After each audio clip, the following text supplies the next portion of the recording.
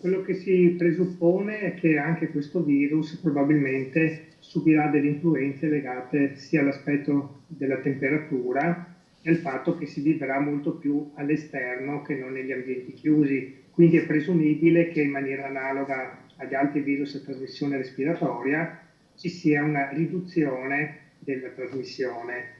Tuttavia questo non significa che il virus non sarà presente. Non bisogna mai abbassare la guardia, il messaggio è chiaro. In estate il Covid-19 potrebbe essere più difficilmente trasmissibile, ma di certo non scomparirà dalla circolazione. Bisogna considerare infatti che si tratta di un virus nuovo e che la popolazione mondiale non ha ancora una barriera immunologica. Quindi, anche se i dati sono incoraggianti e mostrano un calo dei contagi, è necessario mantenere un comportamento rigoroso. Deve essere sfruttata come una situazione per cercare di contenerlo maggiormente e non come situazione per essere allegri e non porre nessun tipo di accortezza. Ora stiamo vedendo gli effetti di tutti i sacrifici delle settimane precedenti e bisogna assolutamente non vanificarli. La diffusione mondiale del virus renderà inoltre più difficile il contenimento dei contagi perché gli spostamenti tra paesi potrebbero facilitare nuove ondate, per questo il vaccino è l'unica strada percorribile. Chiaramente bisogna passare in uno stato di immunità della popolazione, che sia di tipo naturale, acquisita gradualmente con le infezioni,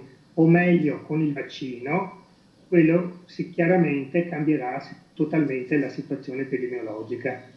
Il fatto del vaccino, perché ho letto alcune informazioni che c'è chi dice è necessario farlo, considerando che è un virus nuovo e vale la pena fare un vaccino, anche perché il coronavirus rispetto all'influenza cambia molto meno. Il virus inoltre potrebbe comportarsi proprio come accadde con l'influenza spagnola 100 anni fa. Il virus tende comunque ad adattarsi e le varianti meno virulente, meno letali, magari si diffondono più facilmente, vengono selezionati in maniera positiva.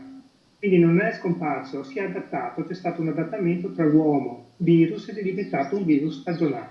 E quindi potrebbe accadere lo stesso con il coronavirus? Presumibilmente è quello che potrebbe avvenire.